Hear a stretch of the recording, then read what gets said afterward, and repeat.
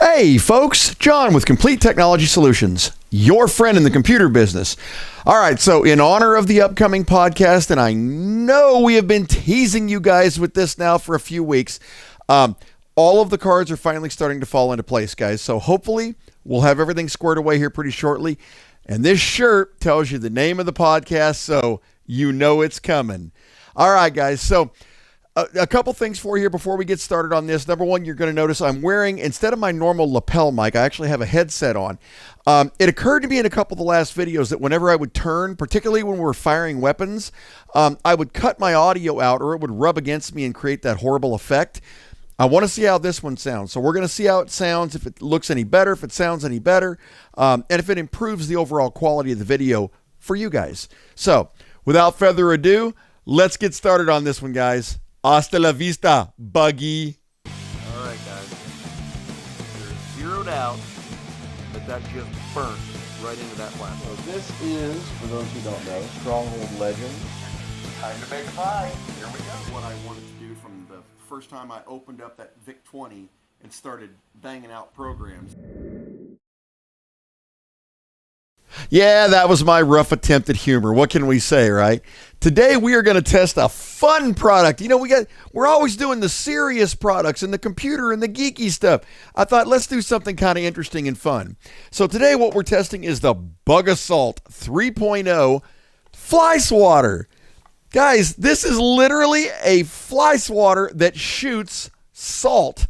You got to love this thing. Let me give Stumpy a look at this. First of all, I love the look. It's really, really nasty looking. It's not very heavy, guys. In fact, it's really, really light, but it doesn't need to be. It does not take CO2 cartridges. It's all internal pressure when you cock the gun. So take a look at that, guys. So I tell you what we're going to do. Let's crack this out of the box here, and let's see what it looks like. I am so excited for this. Yeah, this is one that's been on my radar for quite a while, guys. My wife told me finally, she's like, you know what, you need to just get one of these because we've been talking about it. And in Texas, you know, they say everything is bigger. They ain't kidding. And that includes the flies down here. They get huge. So I thought, you know what, let's come up with a very interesting way to take care of these things. So taking this out of the box here. Oh, look, it's one of those boxes that when you take the tape off, it just opens up and disintegrates. You got to love that. Oh, guys, look at the sticker. Okay, I got to show Stumpy that one. It's got a little bug. And you better believe he's not going to be happy, I'll tell you. All right, these are just little rubber bands, and cut that off of there. And cut this one off of here. And get our little sticker. Oh, you get 2 little stickers. All right, that's kind of cool. And let's take a look at the actual gun itself.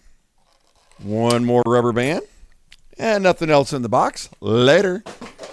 All right, guys, check it out. What do you think? Look like I'm ready to go to war with some insects? Oh, yeah, definitely, right? By the way, you guys might notice, if you've watched any of the other videos with the Byrnas or salt supplies, I am a veteran. I practice trigger control even on toys, and that is definitely something you should always do, guys. No finger on the trigger till you're ready to fire. So, taking a look at the weapon here. As you can see, you've got actually a fire button here, which is a safety. So you've got a safety and a fire, and right now it is on safety. Up here, and I'll go ahead and open this up for you. This little piece of tape right here opens up the hopper. Now, in this hopper, you use regular old table salt. Nothing special. Now, I don't have any coarse grain salt here, but what I do have is some regular old sea salt from the snack bar. I'm sorry if my wife is watching this, but we're going to give it a shot. So, all you have to do to load this thing up, open this up, pour the salt into the hopper, close it, cock it, and you're ready to fire. But before we do that, I got one more upgrade for it. I figure if we're going Bug Terminator, let's go all the way out. So this is the Adafaz laser sight for the, yes, guys, you heard me correct. The laser sight for the Bug Assault here. I figure if you're going to go for a fly, you don't want to chase them down. Let's do them Terminator style. So check this out. Crack this open, and it looks like this comes with, oh, wow, guys, it comes with 6 batteries. That's kind of interesting. Have to see how many it takes. So it's got 6 batteries, and it's got looks like an Allen wrench. It's got a couple Allen wrenches. And this is the actual laser itself, and the base And here is the laser. Oh, wow, guys. Look at that. That's pretty cool. All right, so I tell you what we're going to do. Let's go ahead and let's mount this real quick. And as you can see, when you pinch that, it actually opens up. We're going to mount it right up here to the barrel. And we're going to screw down these screws. Now, you want to do this all at one time. So you want to mount the barrel and you want to mount the laser. But before we mount the laser, let's put the batteries in here. So we'll unscrew this. And as you guys can see, it holds all the batteries in there. So let's get those out and load this up. All right, guys, so as you can see, we've got the batteries in there, and we'll close this up. Incidentally, it held 3 batteries, which means that not only do you get the 3 batteries that come with it, but you also get 3 batteries that are spares, which is kind of cool. They never send you spares these days. All right, and as you can see, hopefully Stumpy is picking that up. I'm sure he is. You've got a pretty solid laser there. I'm going to put it on the wall back there, see if you guys can see it. And it's activated with this little button right there. All right. So now that we've got our laser, let's go ahead and get this mounted on here. One other thing I want to tell you guys is I was mounting this up.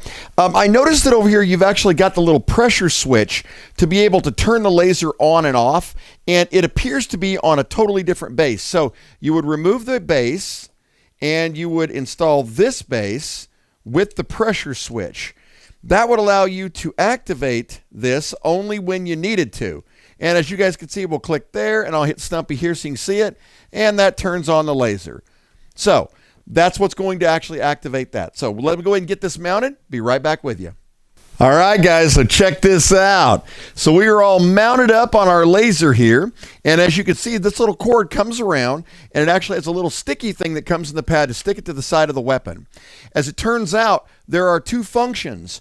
The first one is to push and hold. So if you push and hold, you can actually put the dot where you want to, and then if you let it go, it goes off. That's the push and hold right there, guys. Right above that is a lock-on function, an actual switch. So if you push that, it stays on all the time for you. That's actually kind of cool too. Now, for calibrating on this thing, guys, it's like anything else. You're going to have some Kentucky windage on this thing, needless to say. But you want to calibrate from 3 to 5 feet away is what we've heard. So let's put a little bit of salt in this thing, and let's see if it has any actual force. I'm going to fire at a couple pieces of paper and see what this does. So here we go. All right, guys, so as you can see, we got some salt in our hopper there. We're going to close down our hopper.